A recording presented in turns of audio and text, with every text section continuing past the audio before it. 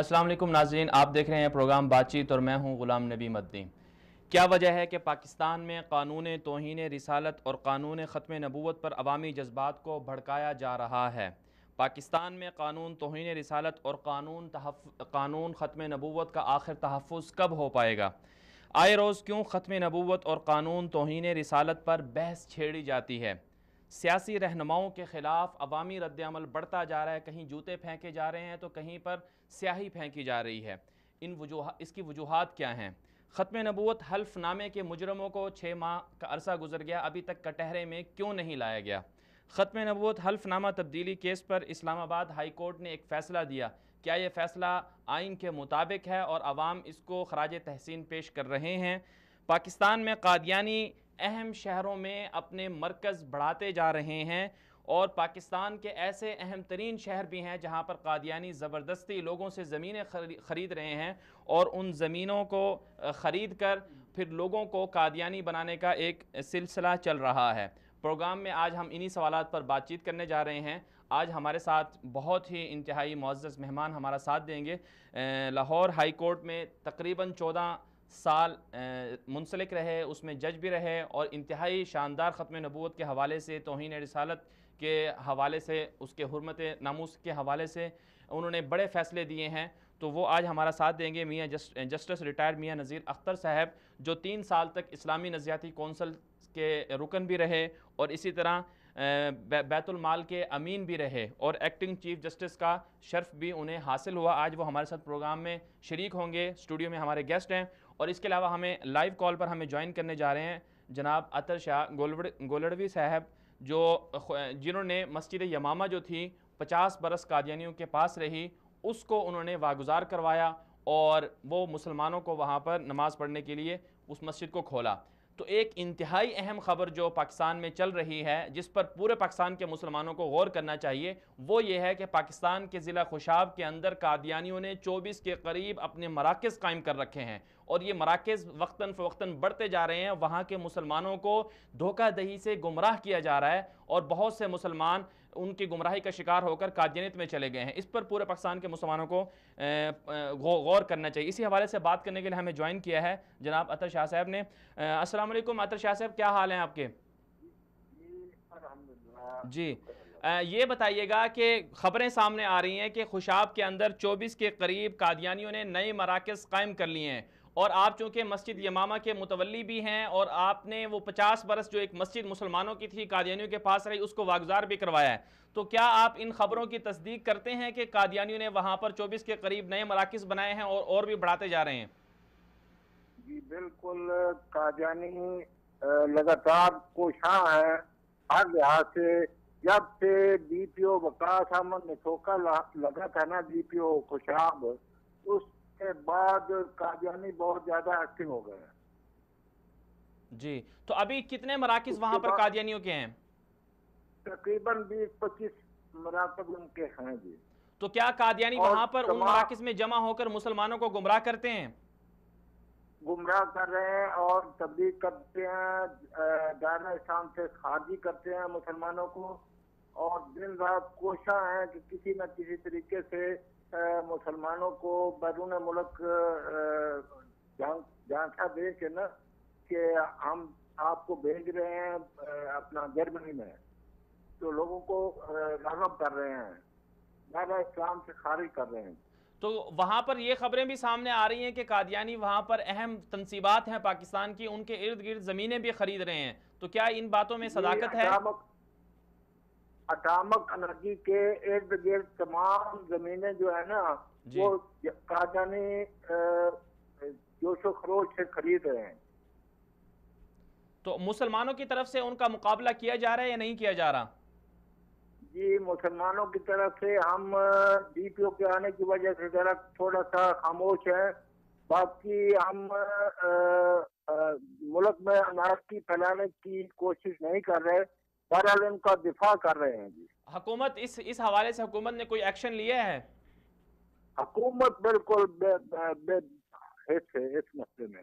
بے حس سے بہت شکریہ عطر شاہ صاحب، آپ نے ہمیں وقت دیا۔ ناظرین آپ نے سنا کہ خوشاب پاکستان کا اہم ترین علاقہ ہے جہاں پر حساس ہماری تنصیبات بھی ہیں، اور ایئر فورس کا جو پاکستان ایئر فورس کا ریڈار سسٹم بھی وہاں پر نصب ہے۔ اس حوالے سے خدشات ظاہر کیے جا رہے ہیں کہ وہاں پر قادیانیوں کا رابطہ بہت زیادہ بڑھ رہا ہے، اور جب سے نریندر مودی نے اسرائیل کا دورہ کیا اس کے بعد سے جو ہے وہ وہاں پر نریندر مودی کے اسرائیل دورے کے دوران بھی قادیانیوں کا جو اہم رہنما تھا وہاں پر انہیں ملا، اور مودی نے انہیں کہا کہ ہم آپ کو اچھی طرح سے جانتے ہیں۔ اس کے بعد جو ہے یہ سرگرمیاں زیادہ بڑھنا شروع ہو گئی ہیں۔ اب یہ حکومت وقت کی ذمہ داری بنتی ہے کہ جو لوگ آئین پاکستان کے مخالف ہیں، جو لوگ آئین پاکستان کو کاغذ کے برابر سمجھتے ہیں، ردی کا ٹکڑا سمجھتے ہیں، اور جو لوگ مسلمانوں کو دھوکہ دہی سے گمراہ کر رہے ہیں، ان کے خلاف ایکشن لے، اور ایکشن لے کر تاکہ پھر پاکستان بھی محفوظ ہو جائے، اور پاکستان کے جو علاقے ہیں وہ بھی محفوظ ہو جائے، اور مسلمان بھی ان کے دھوکہ دہی سے بچ سکیں۔ پروگرام کے اگلے حصے کی جانب بڑھتے ہیں کہ ختم نبوت کے حوالے سے اس کی اہمیت کیا ہے، ضرورت کیا ہے۔ اس حوالے سے آج ہمارے ساتھ بات کر رہے ہیں جسٹس ریٹائرڈ میاں نذیر اختر صاحب۔ سر بہت شکریہ، آپ تشریف لائے، آپ نے ہمیں وقت دیا۔ ختم نبوت کے حوالے سے آپ کی خدمات بہت زیادہ ہیں، ماشاءاللہ آپ نے بہت اچھے فیصلے دیے، اور جو لوگ ختم نبوت پر حملہ آور ہوئے، ناموس رسالت پر جنہوں نے حملہ کیا، ممتاز قادری شہید جیسے ایک پاکستان کے عظیم شخص کیا آپ نے کیس بھی لڑا، اور اس حوالے سے آپ نے گراں قدر خدمات بھی سر انجام دی، تو آپ کا ایک پورا کیریئر ہے۔ تو آپ کیا سمجھتے ہیں کہ ختم نبوت اور قانون توہین رسالت کی اہمیت اور ضرورت کیا ہے، اور پاکستان میں یہ معاملہ جو ہے اس قدر حساس کیوں ہے؟ بسم اللہ الرحمن الرحیم۔ اللہم صلی علی سیدنا محمد وعلی آل سیدنا محمد مبارک وسلم علیہ۔ محترم غلام نبی صاحب، میں ممنون ہوں کہ آپ نے آج اس نشست میں مجھے شامل ہونے کا موقع عطا فرمایا۔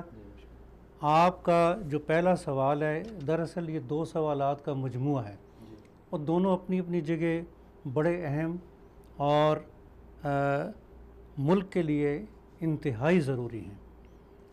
ختم نبوت کی اہمیت بنیادی طور پر یہ ہے کہ یہ ہمارا اسلام کا ایک بنیادی عقیدہ ہے جس پر ہمارا ایمان مبنی ہے۔ ختم نبوت پر اگر ایمان ذرا بھی کمزور پڑ جائے تو بندہ دین سے ہٹ جاتا ہے، دائرہ اسلام سے خارج ہو جاتا ہے۔ کمزور سے میری مراد یہ ہے کہ اگر اتنا بھی خیال آ جائے کہ شاید کوئی اور مدعی نبوت سچا ہو سکتا ہے اور اس سے ہم دلیل مانگیں، تو بقول امام ابو حنیفہ انہوں نے فرمایا کہ کوئی نبوت کا دعویٰ کرے تو اس سے دلیل مانگنے والا کافر ہو جاتا ہے، دائرہ اسلام سے نکل جاتا ہے۔ لہٰذا اس پہ پختہ رہنا، جم کر رہنا کہ حضور نبی اکرم صلی اللہ علیہ وآلہ وسلم آخری نبی ہیں، ہر اعتبار سے، شان کے اعتبار سے، زمان کے اعتبار سے آپ کے بعد نئے نبی کی آمد کا سوال ہی پیدا نہیں ہوتا۔ تو یہ ہمارا ایمان کا ایک لازمہ ہے۔ ختم نبوت کے قانون جو دستور کے اندر شامل کیا گیا وہ 260 سب آرٹیکل 3 کی شکل میں آیا تھا، جب قادیانیوں کو اور لاہوری مرزائیوں کو غیر مسلم قرار دیا گیا۔ یہ ایک بہت بڑا کام تھا۔ یہ دونوں گروہ آپس میں ٹکراتے ہیں ایک حوالے سے کہ ایک قادیانی گروہ کہتا ہے کہ وہ نبی تھے، اور لاہوری کہتے ہیں نہیں جی ہم ان کو مجدد مانتے ہیں، لیکن ان کے سارے دعوی بھی مانتے ہیں کہ باقی بھی جو کچھ وہ دعوی کرتے رہے وہ درست ہے۔ اب ان ختم نبوت کے دشمنوں کو جاننا، پہچاننا اور ایکسپوز کرنا یہ انتہائی ضروری ہے۔ دیکھیے سرکار صلی اللہ علیہ وسلم نے اس عقیدے کی اہمیت خود بیان فرمائی ہے، قرآن پاک میں اللہ تعالیٰ نے بیان فرمائی ہے، وہ آیت مبارکہ کہ ما کان محمد ابا احد من رجالکم ولکن رسول اللہ و خاتم النبیین۔ آپ کو خاتم النبیین کی ایک عظمت کا جو ہے نا تاج پہنایا ہے اللہ کریم نے، یہ بہت بڑی بات ہے۔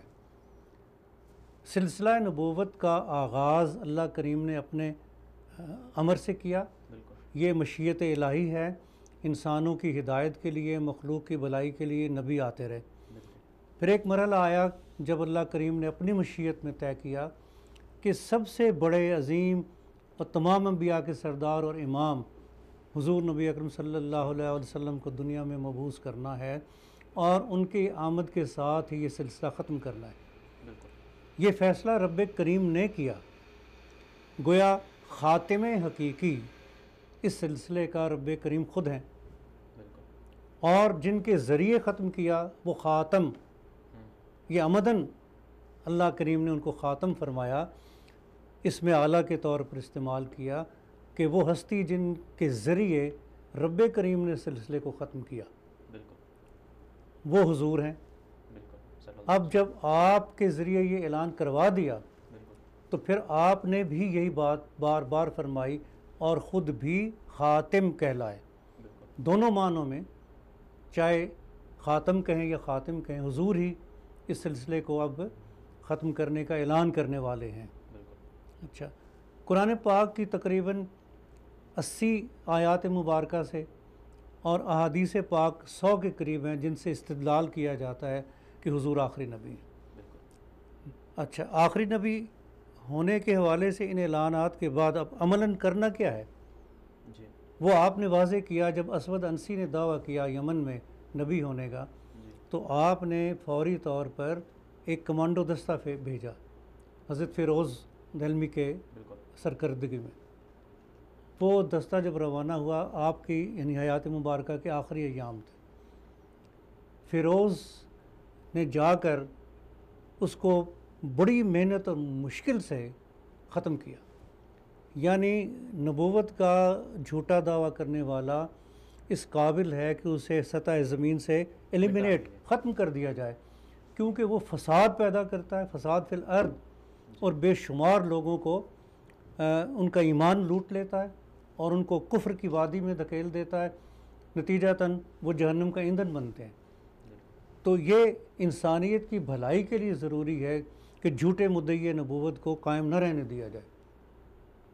جب اس کو ختم کیا، سرکار صلی اللہ علیہ وسلم نے نور نبوت سے یا اللہ کی طرف سے اطلاع ان کو مل گئی، آپ نے اعلان فرمایا فازہ فیروز، کہ فیروز کامیاب ہو گیا اور وہ جھوٹا مدعی نبوت ختم ہو گیا۔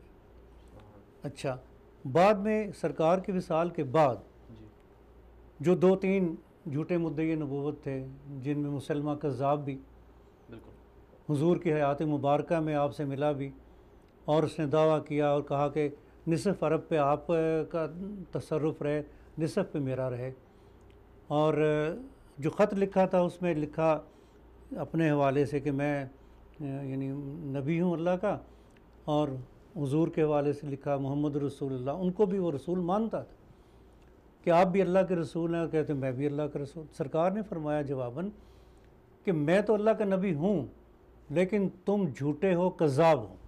یہی بات قادیانیوں کے مرزا غلام احمد بھی کرتے ہیں۔ یہی بات میں واضح کرنا چاہتا تھا کہ غلام احمد ایک طرف کہہ رہا ہے کہ میں حضور کو مانتا ہوں، مرزائی بھی یہ کہتے ہیں کہ ہم حضور پہ ایمان لاتے ہیں پہلے، لیکن حضور کے بعد اس کی نبوت کو مانتے ہیں۔ تو وہ اسی طرح جیسے مسلمہ کذاب کے فالورز کافر تھے، یہ بھی غیر مسلم اور کافر ہیں اور فساد فی الارض پیدا کر رہے ہیں۔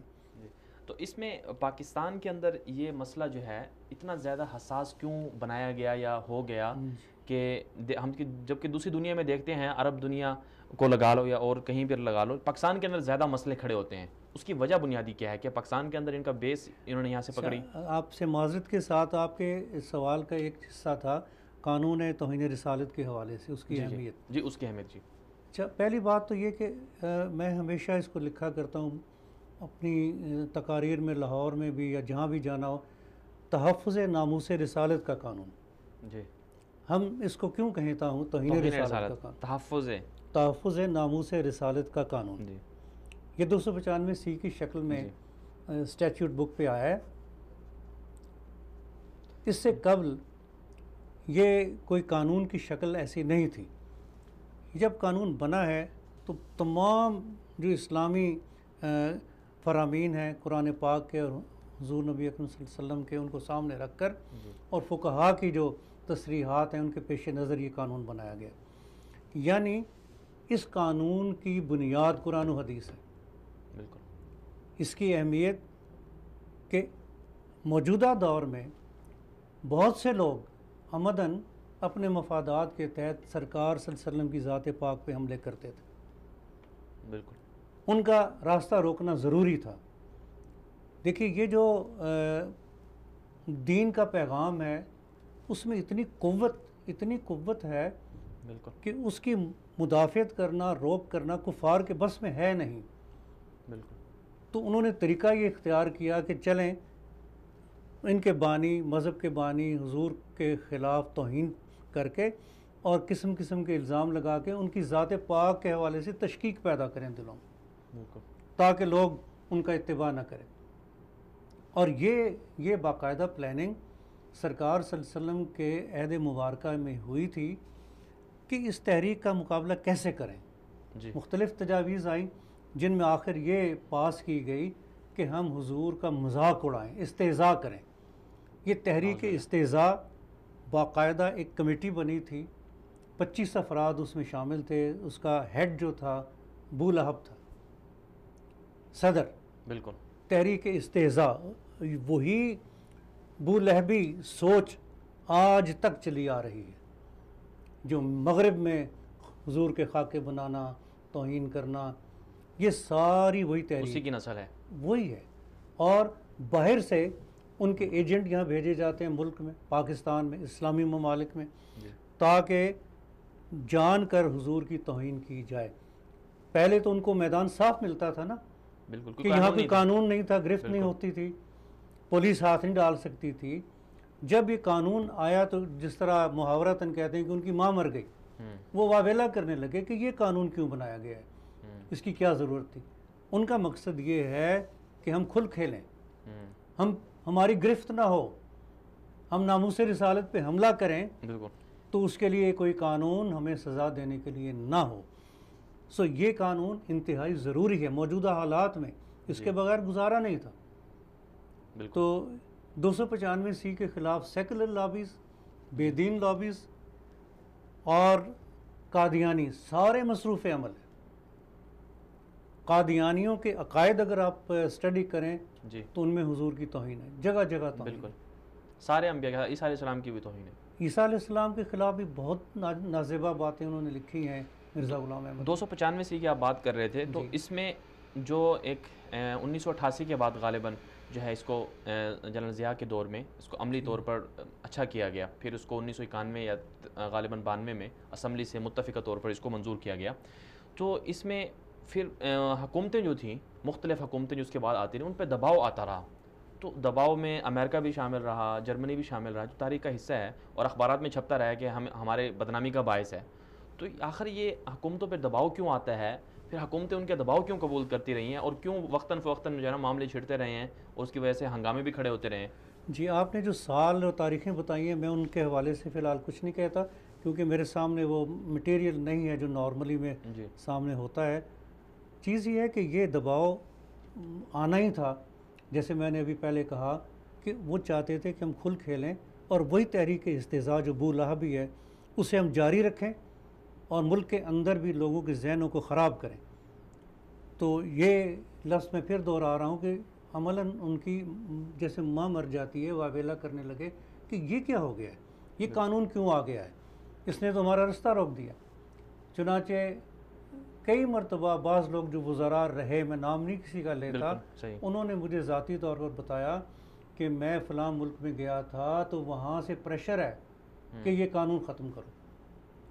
اچھا، یہ کئی جگہ سے، امریکہ سے پریشر آیا، جرمنی سے آیا، کینیڈا سے آیا، وہ تمام ممالک جہاں قادیانی با اثر ہیں، قادیانی لابیز ہر جگہ موجود ہیں. یہ ایک بین الاقوامی مافیا ہے، جسے یوز کیا جاتا ہے. مذہب کے لبادے میں یہ ایک سیاسی مافیا ہے.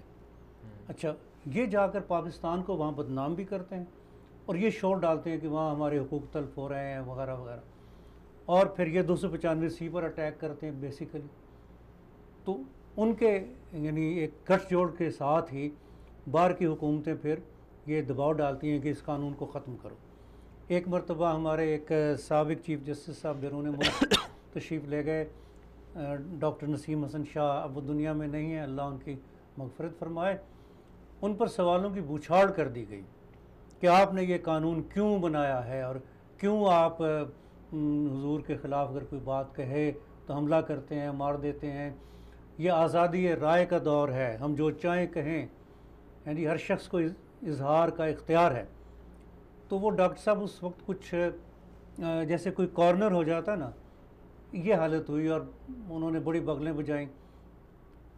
یہی سوال مجھ سے ایک زمانے میں کیا گیا تو میں نے کہا دیکھیے، آزادی اظہار اور آزادی خیال، حریت فکر، اس کی بھی حدود ہیں. بالکل.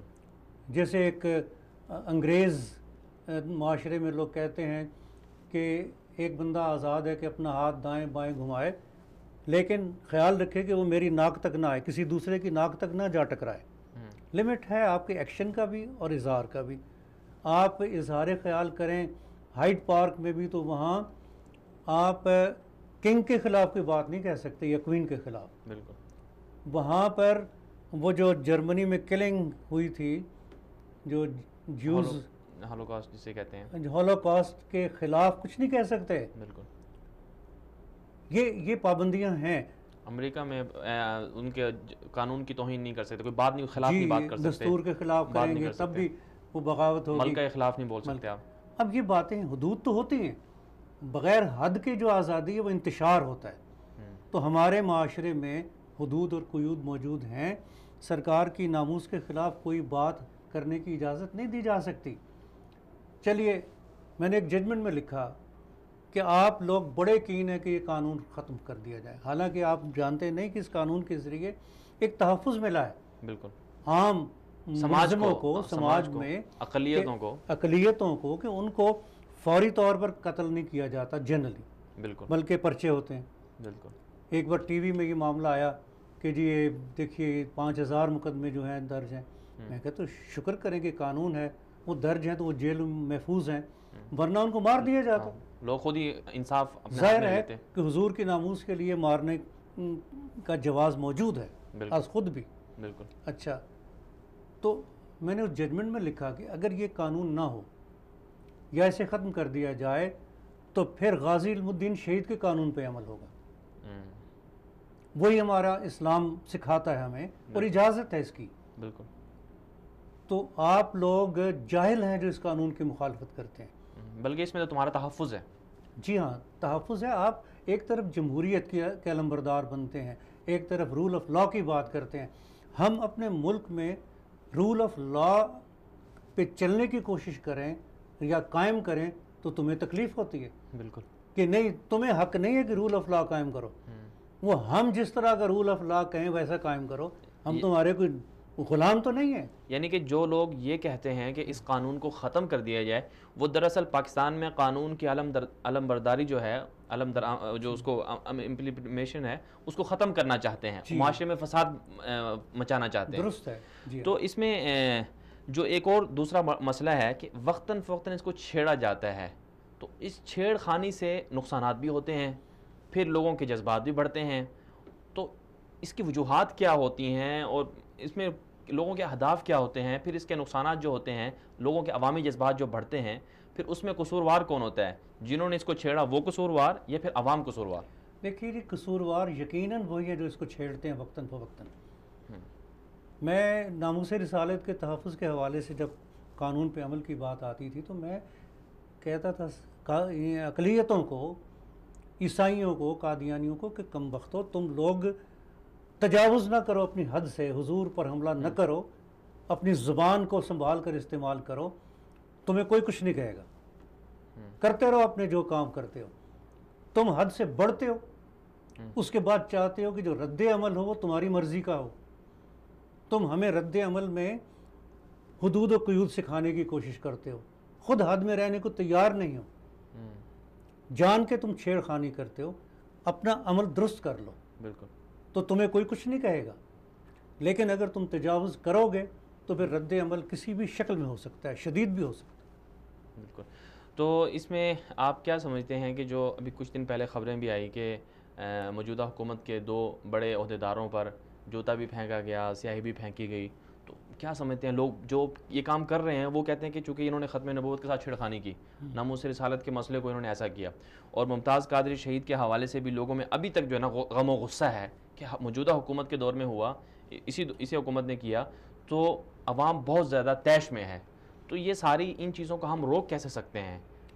دیکھیے، یقیناً عوام میں غصہ ہے، غیظ و غضب ہے، اور یہ ایمان کی علامت ہے، یہ ہونا چاہیے.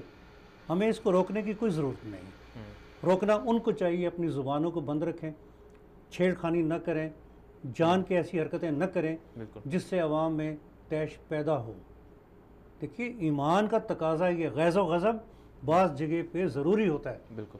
جب کفر کے خلاف یا کفار کے خلاف آپ اٹھ کر کھڑے ہوں، کام کریں، تو اس وقت آپ کا غیظ و غضب اللہ کو بھی بھاتا ہے. تو عوام کے اندر یہ جذبات قوم کی زندگی کی علامت ہے. ہمیں قوم کو ایک ڈائریکشن تو دکھانی ہے، لیکن اس غیظ و غضب کو ختم کرنے کے لیے کچھ نہیں کرنا. یہ ایسے ہی ہوگا. یہ ایک سبق ہے ان لوگوں کے لیے جو ایسی غلط حرکتیں کرتے ہیں. قانون ناموس رسالت، تحفظ ناموس رسالت کے ساتھ چھیڑخانی جاری ہے. مطالبہ ہے جاہلوں کی طرح کہ اس کو ختم کرو. ختم کرنے کے بعد تو تمہاری جان نہیں بچے گی کسی کی. 5,000 یا 7,000 یا 6,000 جیلوں میں نہیں ہوں گے، فی الفور وہیں پر ختم کر دیے جائیں گے جہاں کوئی ایسا واقعہ ہوا. یہ ہمارے ایمان کا تقاضا ہے. بالکل. دیکھیے، رول آف لا کا ایک کانسیپٹ ہے جو مغرب ہمیں دیتا ہے. انگلینڈ کے اندر یہ ہمیں پڑھایا بھی گیا اور ہم نے بھی پڑھایا. 19 سال میں نے لا کالج میں پڑھایا کہ پارلیمنٹ برٹن کی ساورن ہے، وہ جو قانون چاہے بنا سکتی ہے.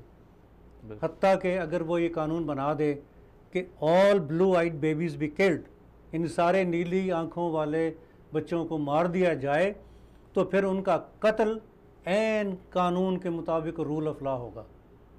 یہ ایکیڈیمکلی یہ ہے لیسن.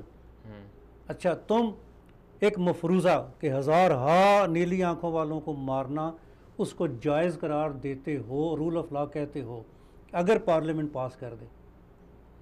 اللہ کے بندو، اگر ہماری پارلیمنٹ نے اس بات کو جائز قرار دیا ہے کہ حضور کی توہین پر سزائے موت ہوگی، اور نارملی عدالت کے ذریعے از خود مارنے کا بھی جواز موجود ہے، جہاں پر سچویشنز بعض ایسی ہوتی ہیں جہاں پر یہ سٹیپ لینا پڑتا ہے، تو یہ ہمارا رول آف لا ہے. بالکل. یہ ہمارا رول آف لا ہے. اپنے ہاں 1000 کی موت تم قبول کرنے کو تیار ہو. پوری دنیا نے اتحاد کر لیا، پوری دنیا نے فیصلہ کر لیا اتفاق کر کے کہ بھائی ہم نے افغانستان پہ چڑھائی کرنی ہے، ہم نے عراق پہ چڑھائی کرنی ہے، ہم نے شام پہ چڑھائی کرنی ہے. وہاں پر تم نے سب نے، کتنے لوگ ہیں جو معصوم مارے گئے، وہاں پر تمہارا قانون اجازت دے سکتا ہے. ماشاءاللہ، تو یہاں پر کیوں نہیں ہے؟ خوبصورت بات یہ فرمائی ہے. یہی بات اسی طرح سے میں نے عدالت میں دہرائی تھی، اسلام آباد ہائی کورٹ میں بھی، سپریم کورٹ میں بھی. لیکن نہ تو ہمارے دلائل کو چھپنے دیا گیا، نہ ہی ہمارے اصل دلائل کو لکھا گیا ہے. بالکل. میں نے اسلام آباد ہائی کورٹ میں یہ لفظ کہے تھے کہ بلا جواز عراق پہ حملہ کر کے 15 لاکھ کے قریب بے گناہ لوگوں کو شہید کیا گیا، اور بعد میں یہ مانا کہ وہاں پر کوئی تباہی پھیلانے والے ہتھیار نہیں تھے. غلطی نہیں کہا انہوں نے کہا کہ ہم نے جو کچھ کیا ہے درست کیا ہے. اگرچہ وہ ہتھیار نہیں ملے، لیکن ہم نے جو کیا ہے ہمیں اس پہ کوئی ندامت نہیں. یہ بدبخت لوگ ہم سے جواب طلبی کرتے ہیں، ایک ایک بندے کا پوچھتے ہیں کہ اس کو کیوں مارا ہے. وہاں جواز موجود ہوتا ہے. وہ شخص سلمان تاثیر کی طرح ناموس رسالت کے قانون کو کنڈیم کرنے والا، حضور کی توہین کرنے والا ہے، اسے مارا گیا، جواز موجود ہے. بالکل. یہ وہ ہضم کرنے کو تیار نہیں. لیکن لاکھوں مسلمان بالکل عراق میں، افغانستان میں، بوزنیا میں، جنہوں نے صرف روزے رکھے تھے نا، بالکل، اور ان کو ذبح کیا گیا خنجروں کے ساتھ. جب انہیں کہا گیا کہ تم مسلمان کو گولی کیوں نہیں مار دیتے، تو ان کا جواب یہ تھا کہ the life of a Muslim is not worth a bullet. اس بے دردی سے مسلمانوں پر یہ حملہ آور ہیں، اور ہم جواباً اپنے نبی پاک کی عزت اور شان اور ناموس کے دفاع کے لیے اگر لفظ بولیں یا کوئی کام کریں، کاروائی کریں، تو کہتے ہیں تم نے کیوں کیا، یہ تم نے یہ لفظ کیوں کہے. اپنے ہاں تمہیں حریت فکر بڑی عزیز ہے، ہماری حریت فکر تمہیں عزیز نہیں، بالکل، اسے تمہیں تکلیف ہوتی ہے. لیکن مسلمان کبھی اپنی اس روش کو نہیں بدلیں گے. بالکل، یہ تو ایک اجماعی طور پر ایک عقیدہ ہے دنیا کا. اسے آپ اس قانون کو ختم بھی کر لیں لیکن ان کے جو مسلمانوں کے دلوں کے اندر ایک بات پیوست ہے وہ کبھی ختم نہیں کی جا سکتی. کبھی نہیں ختم. بالکل صحیح بات. ناظرین، یہاں پر ہمارا گفتگو کا سلسلہ جاری ہے. یہاں پر ہم ایک بریک لینے جا رہے ہیں. اس سے پہلے بریک کے بعد جب واپس آئیں گے ہم جسٹس صاحب سے یہ پوچھنا چاہیں گے کہ یہ جو مطالبہ کیا جا رہا ہے کہ قانون تحفظ ناموس رسالت، اس کے بارے میں کوئی بندہ اگر غلط رپورٹ دے یا غلط کسی پر الزام لگائے تو اس کی سزا بھی وہی ہونی چاہیے جو دراصل میں مجرم ہوتا ہے، جو آپ صلی اللہ علیہ وسلم کی توہین کرتا ہے. جیسے اس کی سزا ہے ایسے ہی جس نے غلط الزام لگایا اس کی سزا بھی وہی ہونی چاہیے. کیا یہ بات آئین کے مطابق درست ہے؟ کیا یہ ایسا ہی ہونا چاہیے؟ اور جو لوگ اس کے خلاف آوازیں اٹھا رہے ہیں ان کے اہداف پیچھے کیا ہیں؟ بریک کے بعد واپس آئیں گے، گفتگو کا سلسلہ جاری رکھیں گے. ہمارے ساتھ رہیے گا.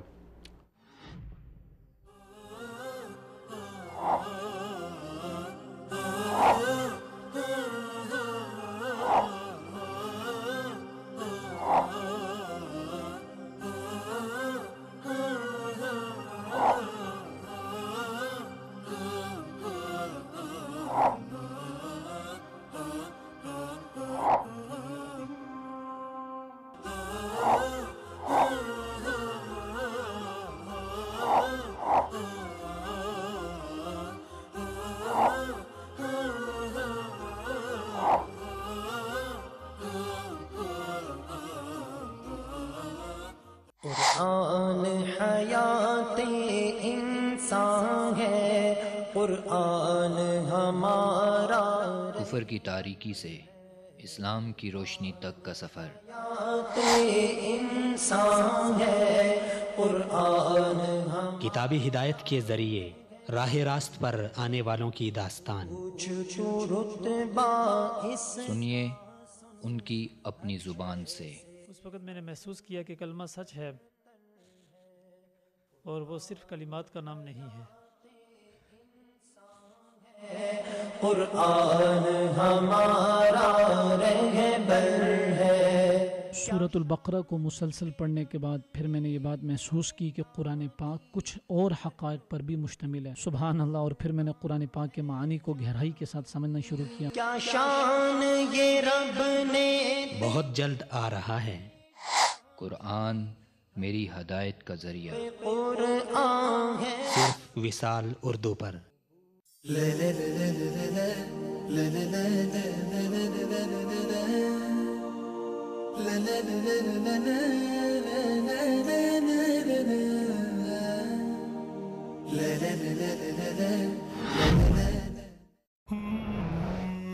قرآن کی بہار، علم کے انوار، سنت کی چھنکار، لسان اردو.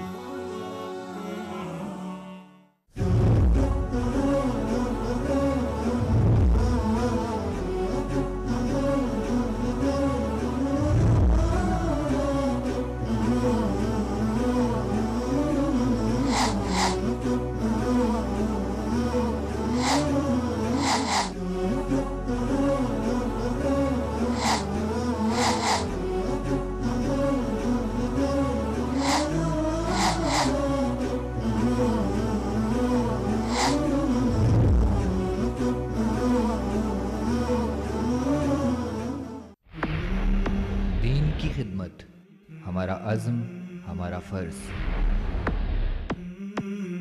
سچ سامنے لانا ہمارا مقصد، ہمارا جذبہ.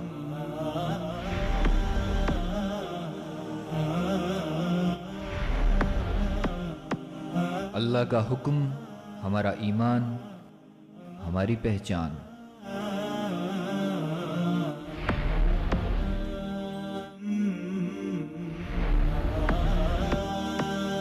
نبی کی سنت ہماری رہنمائی، ہماری سچائی.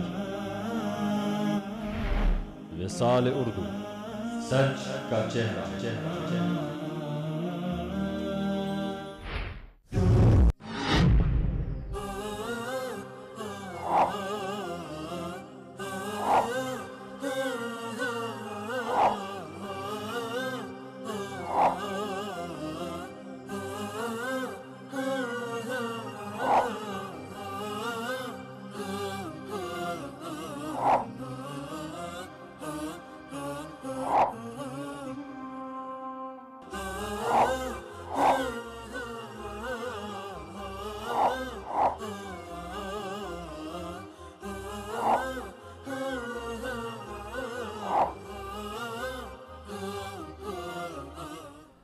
ویلکم بیک ناظرین، آج ہم بات کر رہے ہیں قانون تحفظ ناموس رسالت کی اہمیت، ضرورت اور اس کے خلاف چلنے والی سازشوں کے حوالے سے، اور اسی طرح قانون ختم نبوت کے حوالے سے، اور قادیانیوں کی اور سیکولرز اور بیرونی طاقتوں کی پاکستان پر جو دباؤ ہے کہ ان قوانین کو ختم کیا جائے، اس حوالے سے ہم بات کر رہے ہیں۔ ہمارا ساتھ دے رہے ہیں جسٹس ریٹائرڈ میاں نذیر اختر صاحب۔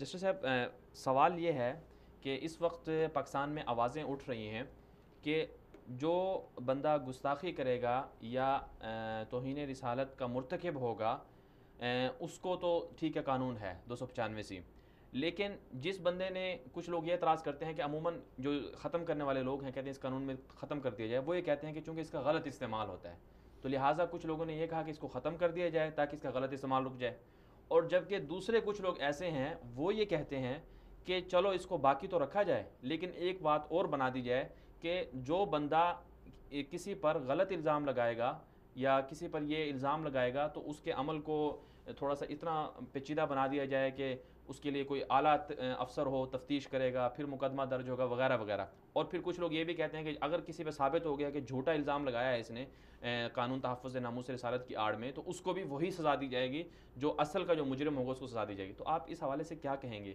کہ یہ لوگ ایسا کیوں کر رہے ہیں؟ یہ جو تجویز ہے اتنی بڑی سازش ہے، کاش ہمارے لوگ اس کو سمجھ جائیں۔ جو لوگ ناموس رسالت کے تحفظ کے لیے آگے بڑھتے ہیں اور پرچے درج کرواتے ہیں، وہ عین قانون کو پروموٹ کر رہے ہیں، قانون کے تقاضوں کو پورا کر رہے ہیں۔ مغرب کو یہ بھی منظور نہیں کہ کوئی اتنی جرت کرے کہ آ کے یہ پرچہ درج کرائے، لہٰذا اب ان کی کاوش یہ ہے کہ ان لوگوں کو اتنا پریشان کرو اور ان کو اتنا ڈسکریج کرو کہ وہ یہ قدم نہ اٹھائیں۔ اچھا، یہ بات انتہائی غلط ہے کہ جو سزا اصل جرم کی ہے وہی اس بندے کو دی جائے جس نے پرچہ درج کرایا ہے اور وہ پرچہ جھوٹا پایا گیا، اس کو سزائے موت دیں۔ یہ میں سمجھتا ہوں انتہائی جاہلانہ تجویز ہے اور ظالمانہ بھی ہے۔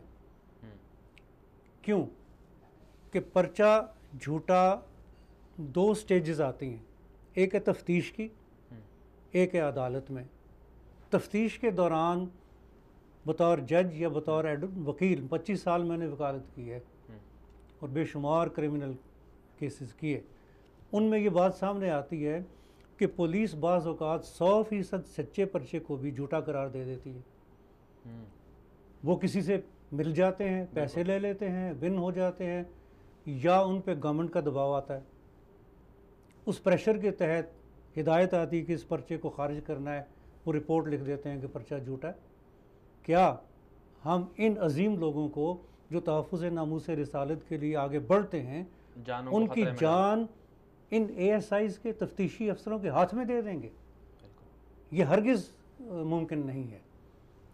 جہاں تک 295C کے کیسز کا تعلق ہے، ان میں تو ایک اور فیکٹر ہے کہ 100% سچا کیس ہے، بالکل، مگر باہر سے مختلف سمتوں سے پیسہ آتا ہے، 5 لاکھ 10 لاکھ 20 لاکھ رقم دے کر گواہوں کو خرید دیا جاتا ہے۔ وہ گواہ جو غربت کے مارے ہوتے ہیں ان کو آسانی سے یہ پیسہ دے کے خرید لیتے ہیں، حتیٰ کہ بعض کیسوں میں مدعی جن میں بعض مولوی قسم کے لوگ بھی تھے وہ پیچھے ہٹ گئے، ان کا جی مجھے کچھ غلط فہمی ہوئی تھی، پرچہ میں نے درج کرا دیا، تائید کرنے کو تیار نہیں ہوتے، پیسے لے لیتے ہیں۔ ان حالات میں یہ تجویز بالکل غلط ہے کہ محض ASI نے لکھ دیا، تفتیشی نے لکھ دیا کہ پرچہ جھوٹا ہے تو اب اس کو سزائے موت دو۔ یعنی عملاً اس قانون کو اپاہج اور لاغر کرنے کے لیے جو ہے نا یہ کوششیں ہو رہی ہیں کہ اب ایسا اس کے خلاف ایک بنا دیا جائے تاکہ لوگ ڈریں اور بنائیں ہی نہ۔ اصل جرم بھی ہو، جرم کو کہہ رہے ہیں بھئی ہم نہیں کر سکتے۔ جی، اور جو اصل سچے لوگ ہیں اس قانون پر عمل کرتے ہوئے آگے آ کے پرچے درج کراتے ہیں، ان کو الٹا تختہ دار پر لے جایا جائے۔ یہ ہے سازش۔ دوسرا مرحلہ کیس کے غلط ہونے کا عدالت میں جا کر، جی، وہاں پر بھی بعض اوقات گواہ جو ہیں وہ جھوٹے ہوتے ہیں اور وہ غلط بیانی سے کام لیتے ہیں، بعض اوقات عدالت خود ٹھوکر کھاتی ہے اور غلط فیصلہ دے کر کہہ دیتی ہے. یہ امکانات اس لیے بہت ہیں کہ کرمنل کیسز میں 70% لوگ بری ہوتے ہیں. پرسنٹیج بینیفٹ آف ڈاؤٹ، تھوڑا سا شک پڑ گیا بری، اور یہ پرچہ درست نہیں ہے، مطمئن نہیں ہے، یہ فائنڈنگ آ جاتی ہے، لیکن اس پر سزائے موت کا کوئی جواز نہیں. عدالت میں جا کر جو پرچے جھوٹے پائے جائیں ان میں 3 سال سے لے کے عمر قید تک کی سزا کی دفعات موجود ہیں. پہلے ہی وہ دفعات کافی ہیں. یہ ایک ڈیٹرنٹ ہے جو لوگوں کو روکتا ہے کہ غلط پرچے نہ کرائیں. ادھر تفتیش کے دوران 6 ماہ سے لے کے 2-3 سال تک کی سزا موجود ہے، اور یہ تحفظ کے لیے کافی ہے. یہ بات ایک بار اسلامی نظریاتی کونسل میں بھی پیش ہوئی تھی جب میں اس کا رکن تھا. تو یہ ہمارے ایک عالم کہلاتے ہیں طاہر اشرفی صاحب، انہوں نے یہ پروپوزل دی تھی کہ اگر 295C کا پرچہ جھوٹا پایا جائے تو مدعی کو سزائے موت دی جائے. یہ کیس جس وقت یہ ٹاپک ٹیک اپ کیا گیا، اتفاق سے میں موجود نہیں تھا. 10 منٹ بعد جب میں آیا تو پتہ چلا وہ پاس ہو گیا. اگلے دن پھر میں نے چیئرمین صاحب محمد خان شیرانی صاحب، اللہ انہیں جزائے خیر دے، ان کی توجہ میں نے دلائی کہ یہ بڑا اہم ایشو ہے، جلد بازی میں آپ نے پاس کر دیا ہے. جب میں نے آدھا گھنٹہ ایڈریس کیا کونسل کو تو پھر پہلا فیصلہ انہوں نے کالعدم کر دیا. انہوں نے کہا کہ نہیں. پریس کانفرنس بعد میں انہوں نے کی کہ یہ ہم سے غلطی ہوئی تھی، ہم نے اس کو کالعدم کر دیا فیصلے کو، اپنا فیصلہ واپس لے کر. اب ہمارا فیصلہ یہ ہے کہ جو تعزیرات پاکستان میں پہلے ہی دفعات موجود ہیں جھوٹی گواہی، جھوٹے پرچے کے حوالے سے تفتیش کے دوران اور پھر عدالت میں جا کر، وہ بہت کافی ہیں. مزید کسی قانونی ترمیم کی ضرورت ہی نہیں ہے. جی، تو یعنی کہ اگر ابھی یہ آوازیں اٹھ رہی ہیں، چونکہ کچھ عرصے پہلے غالباً 1.5 ماہ پہلے سینٹ کے اندر بھی جو انسانی حقوق کی کمیٹی ہے اس حوالے سے بھی باتیں سامنے آئیں کہ ان کو جو ہے نا بہت سارے خطوط مل رہے ہیں کہ بھائی جو غلط اس کا استعمال کرتا ہے یا جو لگاتا ہے ان کو بھی اسی کے مطابق سزا دی جائے. تو پھر وہ انہوں نے معاملہ اسلامی نظریاتی کونسل کے حوالے کیا ہے. تو آپ کیا سمجھتے ہیں کہ اسلامی نظریاتی کونسل کو اس میں احتیاط کا مظاہرہ کرنا چاہیے؟ قطعاً یہ دوبارہ سے نہیں کرنا چاہیے؟ جی یقیناً. دیکھیے یہ جیسے آپ انسانی حقوق کی تنظیم کہتے ہیں، سچ پوچھیں میں انہیں اکثر غیر انسانی تنظیم کہتا ہوں، اس لیے کہ یہ صرف مغرب کے خیالات کو پروموٹ کرنے والے ہیں. دین اسلام کے حوالے سے کبھی ان کو توفیق نہیں ہوئی کہ کوئی بات کریں. اگر دیکھ لیں مسلمانوں کو برما میں ظلم ہو رہا ہے، انسانی حقوق ختم ہو رہے ہیں، کشمیر میں ظلم ہو رہا ہے، شام میں ظلم ہو رہا ہے، عراق میں ظلم ہو رہا ہے، کہیں آواز نہیں اٹھاتے. جی آپ نے درست فرمایا، ایسا ہی ہے. یہ غیر انسانی تنظیمیں ہیں جو محض ایک محدود حلقے میں کام کر رہی ہیں. یہ خود خطوط اپنے نام لکھواتی ہیں، ایسا نہیں ہے کہ جینورلی کوئی فیل کرتا ہے. یہ اپنے نام خطوط لکھوا کے جواز پیدا کر کے اور پھر آگے. مجھے یقین ہے کہ اسلامی نظریاتی کونسل کے جو ارکان ہیں ان کے سامنے پہلا فیصلہ بھی موجود ہے، اور وہ ہرگز اس کی تائید نہیں کریں گے، نہ کرنی چاہیے. بالکل. اور آئین ہمارے اس حوالے سے کیا کہتا ہے؟ آئین میں تو اس حوالے سے کوئی بات پہلے نہیں لکھی ہوئی. جی آئین میں اس حوالے سے اس لیے نہیں ہے کہ وہ تو جو فنڈامنٹل رائٹس ہیں، باقی اور اہم فیچرز ہیں، گورنمنٹس کا آپس میں تعلق، صوبائی حکومت کیسے بنے گی، مرکز کیسے ہوگا، وہ باتیں ہیں. جھوٹے پرچے کے حوالے سے تو ظاہر پینل کوڈ کے اندر ہی دفعات. اور سب سے اس میں جو اہم بات ہے وہ جج صاحب یہ بھی ہے کہ جب سے یہ قانون بنا، جب انہوں نے بنایا تو ظاہر سی بات ہے اس وقت بھی تو جو لوگ بنانے والے تھے ان کے سامنے بھی تو یہ بات تھی نا کہ ممکن ہے کہ لوگ غلط استعمال کر لیں. آخر انہوں نے پھر کیوں نہیں اس وقت بنایا؟ اور پھر دوسری بات اگر دیکھیں، آپ ریکارڈ اٹھا کے دیکھ لیں کہ کیا کبھی جب سے قانون بنا کسی نے غلط کسی پر الزام لگا کر کسی کو ایسے سزا دلوائی؟ توہین رسالت کے جرم میں کسی کو پھانسی ہوئی پاکستان میں؟ کبھی نہیں ہوئی. جی پھانسی کی سزا سنائی گئی ہے لیکن اس پہ عمل درآمد نہیں ہوئی، تاحال نہیں ہوا. لیکن جو دوسرا جس کا جرم بھی نہیں بنتا تھا، جنہوں نے تحفظ ناموس رسالت کی خاطر آگے بڑھا، اس کو پھانسی دے دی، لیکن جو اصل مجرم تھا اس کو ابھی تک رکھا ہوا ہے. اور اس کے بارے میں خبریں سامنے آ رہی ہیں کہ روم کے اندر پوری کانفرنس ہوتی ہے اجتماع ہوتا ہے، عیسائی جمع ہوتے ہیں، وہاں پر عیسی مسیح کے خامند کو اور اس کی بیٹی کو بلایا جاتا ہے، وہاں پر جا کر وہ لوگ ان کی خاطر آواز اٹھاتے ہیں، اکٹھے ہوتے ہیں، اور ہم مسلمان اتنے بے حس ہو گئے ہیں کہ ہمارے ناموس رسالت کی تحفظ کے لیے آگے نکلنے والے ممتاز قادری رحمہ اللہ کو شہید کر دیا گیا، لیکن ہم خاموش بیٹھے رہے۔ یہ آپ نے بڑی اچھی بات فرمائی ہے، کفر ملت واحدہ ہے، بالکل، اور وہ اس کا مظاہرہ کر رہی ہے، جی، چاہے سرکار پر ان کی توہین کرنے کے حوالے سے ہو یا دین اسلام کا مذاق اڑانے کے حوالے سے ہو، وہ متحد ہو کر کام کر رہے ہیں۔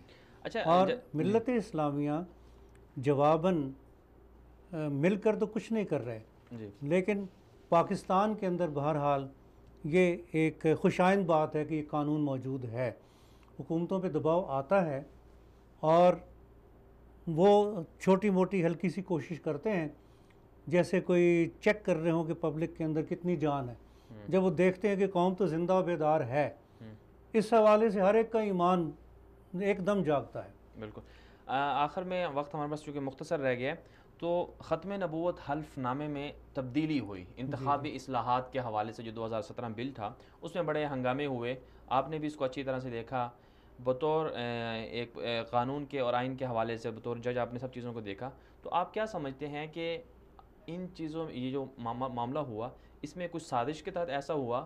ایک بات، دوسرا یہ کہ پھر اس کے جو مجرم تھے اصل ابھی تک وہ سامنے نہیں لائے جا رہے، کیا لائے جائیں گے یا نہیں لائے جائیں گے؟ جی، یہ بہت بڑی سازش تھی اور مجرم سامنے نہیں لائے جائیں گے، کیونکہ حکومت کے اہم لوگ پردہ دار، کئی پردہ نشین اس میں شامل ہیں۔ جی، وہ ایک شعر ہے کہ دیکھا جو تیر کھا کے کمی گاہ کی طرف، اپنے ہی دوستوں سے ملاقات ہو گئی۔ اس معاملے میں بھی یہی ہوا ہے۔ سچ پوچھیں تو یہ جتنے بھی پارلیمنٹ کے لوگ ہیں وہ بھی قصوروار ہیں۔ وہ جو کمیٹی بنی تھی 35 افراد کی کہ اس قانون کو اسکروٹنائز کریں، چیک کریں، دیکھیں، انہوں نے بھی پاس کر دیا۔ اس کے بعد پارلیمنٹ میں گیا، اسمبلی میں، نیشنل اسمبلی میں، وہاں بھی پاس کر دیا گیا۔ بعد میں ہوش آئی نے کہ یہ ہم کیا کر بیٹھے ہیں، جب عوامی احتجاج ہونے لگا تو قصوروار ایک فرد تو پیچھے ضرور ہے جس کو خوش کرنے کے لیے یہ ساری کوششیں ہوتی رہیں، سب کی آنکھوں میں دھول جھونکے گی، بے شک ہاں جی۔ لیکن آگے جن لوگوں نے کام کیا ہے وہ بھی ثابت ہوتا ہے کہ پارلیمنٹ کے ممبر ہونے کے اہل ہی نہیں ہیں یہ لوگ، جو اتنی غیر ذمہ داری کا مظاہرہ کر رہے ہیں کہ ایسے قانون کو انہوں نے پاس کر دیا کہ یہ ٹھیک ہے۔ تو پیچھے کون ہے، ذہنیت کون کس کی کام کر رہی ہے؟ آپ نے یہ پہلی بار جب یہ ہمارے موجودہ وزیر اعظم برسر اقتدار آئے تھے تو انہوں نے اس وقت بھی کہا تھا اپنی کیبنٹ میٹنگ میں کہ میں آج ایک تجویز رکھنا چاہتا ہوں، اسے اگر آپ پاس کر دیں تو پاکستان پہ ڈالروں اور پاؤنڈوں کی بارش ہو جائے گی۔ تو انہوں نے کہا کیا؟ تو تجویز یہ تھی کہ قادیانیوں کے خلاف یہ قوانین کو ختم کر دیا جائے۔ یہ ذہنیت ہے اس وقت سے، قوانین ہی کو ختم کریں۔ بالکل۔ تو اس وقت مخالفت کی، اللہ نے جزائے خیر دے، راجہ ظفر الحق نے، بالکل، انہوں نے فوراً کہا کہ سوری میاں صاحب، I don't agree with you, if this is your view then I will resign right now. اس پر پھر یہ رک گئے، باقی لوگوں نے بھی راجہ ظفر الحق صاحب کی تائید کی، بالکل، اور وہ معاملہ وہاں رک گیا۔ لیکن وہ ذہن تو وہی ہے، قادیانیوں کو یہ اپنا بھائی سمجھتے ہیں، ملک کا اثاثہ، جنہیں علامہ اقبال نے دین کا غدار اور وطن کا غدار قرار دیا اور جائز طور پر قرار دیا۔ جو آئین کو ابھی آئین پاکستان کے آئین کو نہیں مانتے جو لوگ، جی نہیں مانتے، یہ تو کھلے عام کہتے ہیں کہ وہ جو آرٹیکل 260(3) ہے اٹ از ربش، ہم اس کو نہیں مانتے۔ یہ اس کے باوجود کئی لوگ قادیانی جو ہیں جج بنے ہائی کورٹ کے، حالانکہ حلف اٹھانا پڑتا ہے کہ میں اس دستور کو اپہولڈ کروں گا، اسے مانتا ہوں۔ اچھا، آپ نے حلف کی ابھی بات کی، تو ابھی کچھ عرصے پہلے جو ہے نا، پچھلے 5 مارچ کو غالباً کہ 7 مارچ کو غالباً سامنے معاملہ آیا، 7 سے 8 مارچ کو غالباً معاملہ سامنے آیا کہ ہائی کورٹ نے فیصلہ دیا ہے کہ اس میں تجاویز دی ہیں کہ جو تمام سرکاری ملازمین کو یہ حلف نامہ ختم نبوت کا ضروری دینا ہے، اور شناختی کارڈ کے حوالے سے بھی کہا کہ اس میں بھی ان کی پہچان ہونی چاہیے وغیرہ وغیرہ۔ تو آپ کیا سمجھتے ہیں کہ اگر ختم نبوت حلف نامے کو تمام سرکاری ملازمین کے لیے لازم کر دیا جائے تو جو قادیانی پہلے بغیر حلف نامہ دیے اندر گھستے تھے تو اب تو وہ ان کو جو وہ کہیں گے ہم حالت جنگ میں ہیں تو پھر ختم نبوت کے حلف نامے کو اٹھا کر بھی تو گھس سکتے ہیں. ایسا ہی ہے. دیکھیے یہ تجویز اپنی جگہ اچھی ہے, یہ بہت پہلے ہونی چاہیے تھی. جی. تو حلف نامے جھوٹے دے کے وہ فوج میں بھی جا رہے ہیں, جہاں پر ایک سٹیج پر پروموشن کے لیے حلف نامہ دینا پڑتا ہے. بالکل. لیکن وہاں پر جنرل لیول تک بھی چلے گئے لوگ, جھوٹے حلف نامے دیتے ہیں. وہ کہتے ہیں کہ یہ ایک اسٹریٹجی ہے جنگ کی حالت میں آپ جھوٹ بھی بولیں, حتیٰ کہ بعض صورتوں میں مرزا غلام احمد کو برا بھلا کہنا بھی پڑے تو کہہ دو, کوئی گناہ نہیں ہے. لہٰذا یہ جو ایک لابی ہمارے یہاں کام کر رہی ہے وہ بڑی مضبوط ہے. مشرف کے دور سے تو بہت زیادہ مضبوط ہوئی, اس سے پہلے بھی یہی لوگ چھائے رہے ہیں ملک میں, اور باقاعدہ ان کے خلیفہ کی ہدایت تھی کہ ہر محکمے میں گھس جاؤ. آپ حیران ہوں گے کہ کچھ عرصہ پہلے اسی موجودہ حکومت کے دور میں ایئر فورس کے کئی بیچز سلیکٹ کیے گئے, اس میں اکثریت قادیانی. پولیس میں بھرتی کیے گئے دیکھ بھال کے قادیانی, اور سہالہ میں پاسنگ آؤٹ پریڈ کی سلامی آسما جہانگیر نے لی تھی. تو لیکن پھر اس کا حل کیا ہے کہ ہم اگر وہ جھوٹے حلف نامے دے دیں گے تو پھر ان کی اس کو روکنے کے لیے کیا اسٹریٹجی ہونی چاہیے مسلمانوں کی طرف سے یا حکومت کی طرف سے؟ ظاہر سی بات ہے اکثریت مسلمانوں کی ہے, ملک اسلام لا الہ الا اللہ محمد رسول اللہ کے نام پر بنا, اور رسول اکرم صلی اللہ علیہ وسلم کو پاکستان کے اندر وہی حیثیت حاصل ہے جو اسلام اگر ان رسول اکرم صلی اللہ علیہ وسلم کے جو دشمن ہیں نقب زنی کرتے ہیں, ظاہر سی بات ہے وہ پاکستان کے دشمن ہیں, پاکستان کے نظریے کے دشمن ہیں. تو پاکستان کے نظریے کے دشمنوں کو کیسے ہم آگے ان کے بڑے بڑے اداروں میں جانے سے روکنے کے لیے کیا کریں, کیا ہمارے پاس پیمانہ ہونا چاہیے؟ دیکھیے اس کے لیے تو ایک باقاعدہ جس طرح ہوتا ہے نا اسٹڈی سرکل قائم کیا جائے اپنے اپنے علاقے میں, قادیانی جو ہیں ان کو پہچانا جائے, اور وہ جس بھی محکمے میں جانے لگے اس وقت نشاندہی کی جائے. یہ ایک بڑا محنت طلب کام ہے. قادیانی یا اپنی عبادت گاہ میں جاتے ہیں اس وقت ان کی پہچان ہوتی ہے, وہاں نگاہ رکھی جائے. جمعہ پڑھنے جاتے ہیں وہاں نگاہ رکھی جائے, اور پھر جب کسی محکمے میں جائیں تو وہاں ان کی نشاندہی کی جائے. یہ محنت طلب کام ہے اور ہو سکتا ہے پریکٹیکلی, تو آسان کام نہیں ہے. یہ ذمہ داری دوسری طرف حکومت کی. جی حکومت تو خیر آپ سمجھیں کہ ان کے ہاتھوں میں ہی رہتی ہے, مٹھی میں ہے, کیونکہ حکومت ان کے جب الیکشن ہوتے ہیں تو قادیانی بے پناہ رقم لگاتے ہیں, وننگ پارٹی جو ہوتی ہے اس کے ساتھ رہتے ہیں, بالعموم فنڈ دیتے ہیں, اور حکومت اوبلائج ہوتی ہے ان کی. تو اکثر حکومتیں یہاں سیکولر ذہن لے کر آتی ہیں. تو عوام کو چاہیے ایسا کرنا. جی عوام کو یہ چاہیے کہ وہ الرٹ رہیں اور ان پہ نگاہ رکھیں. رسول اکرم صلی اللہ علیہ وسلم کی ذات کے لیے مرنا جانتے ہیں, کٹنا جانتے ہیں, عشق کرتے ہیں, ان کی ذمہ داری بنتی ہے. بے شک ان کی ذمہ داری ہے. حکومتیں کبھی تعاون نہیں کریں گی. حکومتوں میں دیکھیے پولیس کے اندر بے شمار قادیانی گھسے ہوئے ہیں, ان کے خلاف پرچہ کرانا دشوار ہے, اور پھر پولیس والے ٹارچر کرتے ہیں بہت. جو مسلمان ہوتے ہیں ان پہ ظلم ہوتا ہے زیادہ. کئی کیسز ایسے ہوئے ہیں پیچھے. آپ کے سامنے بھی ایسے کیسز آئے ہوں گے؟ جی آتے رہے. ہاں جی, کہ جنہوں نے کوئی پکڑا قادیانیوں کی ظلم و جبر دیکھا, ان کے خلاف شکایت کی, انہوں نے ان کو پکڑ کے مارا. آپ کے سامنے آئے ہوں گے کیسز؟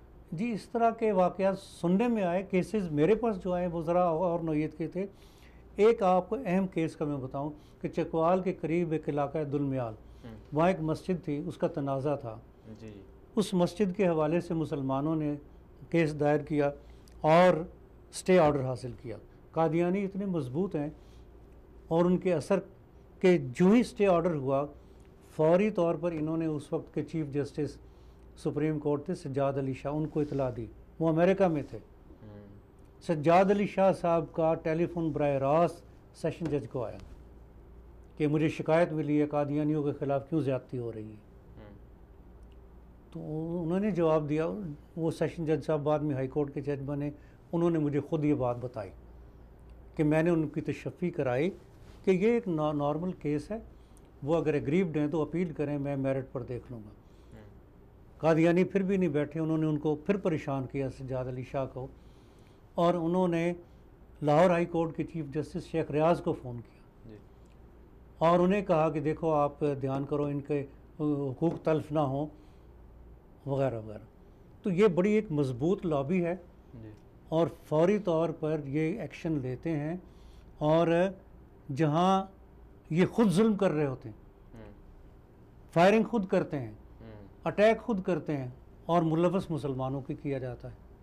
اچھا، اس میں ایک اور بات آپ نے زیادتی کی بات کی، قادیانیوں پر زیادتی کے حوالے سے بڑی آوازیں اٹھتی ہیں کہ وہ چونکہ اقلیت ہیں، وہ باہر بھی جا کے پروپیگنڈا کرتے ہیں کہ بھائی ہمارے پاکستان حقوق نہیں دیتا ہے۔ تو آپ کیا سمجھتے ہیں کہ پاکستان نے اگر ان کو قادیانیوں کو نان مسلم ڈکلیئر کیا ہوا ہے تو کیا اس کا مطلب یہ ہے کہ ان کو حقوق پورے نہیں مل رہے؟ جی نہیں، ایسا ہرگز نہیں ہے، ان کے حقوق مل رہے ہیں۔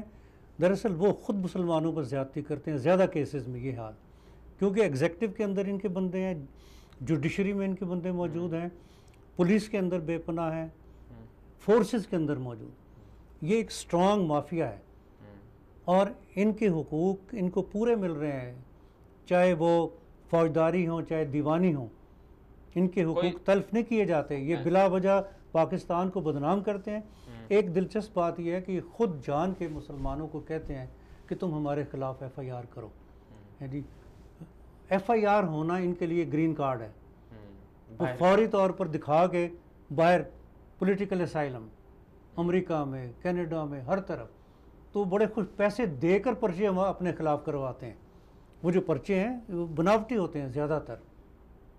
اور پھر یہ بھی بات ہے نا کہ بڑی اہم بات یہ ہے کہ پاکستان میں قادیانی ہونا اس کا مطلب یہ نہیں ہے کہ لوگ ان کو اٹھ کے مار دیں گے۔ کتنے قادیانی رہتے ہیں، لوگوں کے ساتھ بالکل جیتے ہیں، کسی نے کسی کو نہیں مارا۔ ایک اور اہم بات آپ کے میں نوٹس میں لاؤں، گڑی شاہو میں جہاں ان کی عبادت گاہ ہے وہاں پر بم پھینکے گئے تھے۔ وہاں دراصل اصل بات یہ ہوئی تھی کہ ایک پٹھان پشاور سے آیا ہوا، اس نے وہاں نماز پڑھی، اور جب اس نے نماز پڑھنے کے بعد ان کے چہرے مہرے دیکھے، انہیں پوچھا کہ تم لوگ کون ہو؟ تو انہوں نے کہا کہ ہم احمدی ہیں۔ اس نے کہا اچھا، وہی جو ایک جھوٹے غلام احمد کو نبی کہتے ہو تم؟ تو ان سے تکرار ہوئی، اس پٹھان کو وہ لوگ پکڑ کر لے گئے اور اس کو وہاں ہلاک کر دیا۔ وہاں جانے سے پہلے اس نے اپنے گھر میسج دے دیا تھا کہ میں اس جگہ پہنچا ہوں اور یہاں نماز پڑھنے جا رہا ہوں۔ اس کے وارث بعد میں پیچھے پہنچے ہیں، انہوں نے وہ بم پھینکوائے تھے وہاں پر۔ یہ تفتیشی افسر جو پرچہ درج ہوا تھا، اس نے ایک ایڈوکیٹ ہیں لاہور میں چوہدری غلام مصطفیٰ، ان کو ساری ڈیٹیل دی۔ وہ ختم نبوت کے کیسز کرتے ہیں بالعموم، اور سپریم کورٹ میں ممتاز قادری کے کیس میں بھی میرے ساتھ تھے۔ تو اصل بیک گراؤنڈ یہ ہے، وہاں بھی انہوں نے زیادتی کی اور پھر جا کے وہاں پر یہ بم پھینکے گئے تھے۔ یہ اس کا انتقام تھا۔ بالکل۔ اور آپ دیکھ لیں نا 1953 کی تحریک چلی، اس کے بعد کتنے واقعات ہوئے کہ مسلمان زیادہ شہید ہوئے۔ قادیانی کہاں پر گئے؟ ایگزیکٹلی، آپ نے بڑی اعلیٰ بات فرمائی ہے۔ 10,000 کے قریب تو پہلی تحریک 53 والی تھی، اس میں مسلمان شہید ہوئے۔ بعد میں بھی ہر جگہ مسلمانوں کو شہید کیا گیا زیادہ تر۔ اور ربوہ سے جو ٹرین چل رہی تھی، اسٹوڈنٹ کو جو شہید کیا گیا۔ جی جی، یعنی کہ قادیانیوں کا یہ محض واویلا ہے کہ ہم اگر قادیانی لوگ ہمیں شو کریں گے یا ہم اپنی شناخت ظاہر کریں گے تو لوگ ہمیں مار دیں گے۔ لوگ نہیں ماریں گے، بلکہ انہوں نے ظلم کیا مسلمانوں پر، مسلمانوں کو انہوں نے مارا۔ جسٹس صاحب، آپ کا بہت بہت شکریہ۔ چونکہ پروگرام کا وقت ختم ہو جاتا ہے، تو انشاءاللہ ہم اگلے پروگرام میں آپ سے ممتاز قادری شہید کے حوالے سے، ان کے کیس کے حوالے سے کیا پیش رفت ہوئی، کہاں پر کوتاہیاں ہوئیں، کہاں پر قصور ہوا اور کیا ہونا چاہیے تھا، انشاءاللہ اس حوالے سے آپ سے بات کریں گے۔ تو ناظرین کرام، آج ہم بات کر رہے تھے ختم نبوت کے حوالے سے اور قانون تحفظ ناموس رسالت کے حوالے سے کہ پاکستان میں ختم نبوت کے قانون کو بار بار کیوں چھیڑا جاتا ہے، اس کی ضرورت اور اہمیت کیوں ہے، اور پاکستان کی عوام اور پاکستان کے مسلمان ان دو قوانین کے بارے میں اتنے حساس کیوں ہیں، اور کون لوگ ایسے ہیں جو چاہتے ہیں کہ ان قوانین کو ختم کر دیا جائے، اور پھر ان سے نقصانات کیا ہوتے ہیں۔ اس کا جو سب سے بڑا نقصان یہ ہے کہ اگر ان دو قوانین کو معطل کر دیا جائے یا ان کو اپاہج بنا دیا جائے یا کمزور کر دیا جائے، ان کو بالکل ختم کر دیا جائے، تو اس کا نقصان سب سے بڑا یہ ہوگا کہ معاشرے کے اندر فساد پھیل جائے گا، معاشرے کے اندر انتشار پھیل جائے گا۔ اس کی بنیادی وجہ یہ ہے کہ سرور دو عالم صلی اللہ علیہ وسلم، رحمت للعالمین صلی اللہ علیہ وسلم، خاتم النبیین صلی اللہ علیہ وسلم کے بارے میں مسلمانوں کا، پوری دنیا کے مسلمانوں کا، بالخصوص پاکستان کے مسلمانوں کا جذبہ اس قدر ہے، اتنے حساس ہیں کہ ادنا سے ادنا مسلمان بھی جس کے دل میں ذرہ برابر بھی ایمان ہے، وہ کبھی بھی آپ صلی اللہ علیہ وسلم کے بارے میں کمپرومائز نہیں کر سکتا، ہرگز نہیں کر سکتا۔ مسلمانوں کی تاریخ اس حوالے سے موجود ہے۔ امریکہ میں اگر وہاں کا صدر یہ کہتا ہے، اوباما یہ کہتا ہے کہ اگر عیسائیوں کے حضرت عیسیٰ علیہ السلام کی اگر توہین بھی ہوتی ہے تو ہم اس کو نارمل دیکھتے ہیں، اگر وہ یہ بات کہہ سکتا ہے تو وہ کہہ سکتے ہیں، ان کے اندر جذبہ ایمانی نہیں ہے، ان کے اندر ایمان کی حرارت نہیں ہے، لیکن مسلمانوں کے اندر ایمان کی حرارت ہے۔ 1400 سال مسلمانوں کی تاریخ اس حوالے سے گواہ ہے۔ اس لیے اگر ان قوانین کے خلاف باتیں ہوتی ہیں، ان کو ختم کرنے کی بات ہوتی ہے، تو اس کا مطلب یہ ہے کہ پاکستان کو انتشار اور فساد کی طرف دھکیلنے کی کوششیں ہو رہی ہیں۔ اب یہ پاکستان کے عوام پر منحصر ہے، پاکستان کے اداروں پر منحصر ہے کہ وہ ان چیزوں پر غور و فکر کریں، کہ وہ یہ دیکھیں کہ جو لوگ سازشیں کر رہے ہیں دراصل وہ پاکستان کے مجرم ہیں، پاکستان کے سماج کو خراب کرنا چاہ رہے ہیں، لہٰذا ان کے خلاف حکومت کو، اداروں کو، عوام کو اپنی کوششیں کرنی چاہیے کہ ان کی سازشوں کو روکا جا سکے۔ آج کے لیے اتنا ہی، انشاءاللہ اگلے پروگرام میں اسی سلسلے کو انشاءاللہ آگے بڑھائیں گے، اور ممتاز قادری شہید کا جو ایک سلسلہ تھا اس حوالے سے انشاءاللہ آپ کے سامنے کچھ چیزیں لے کر آئیں گے، اور اسی طرح ختم نبوت کے حوالے سے اور پاکستان کا جو عدالتی نظام ہے اس حوالے سے بھی جسٹس ریٹائرڈ میاں نذیر اختر صاحب سے ہم مزید بھی گفتگو کریں گے۔ آج کے لیے اتنا ہی، اجازت دیجیے، انشاءاللہ اگلے ہفتے کو ملیں گے اسی ٹائم پر اور اسی چینل پر اور اسی پروگرام کے ساتھ۔ اجازت دیجیے غلام نبی مدنی کو۔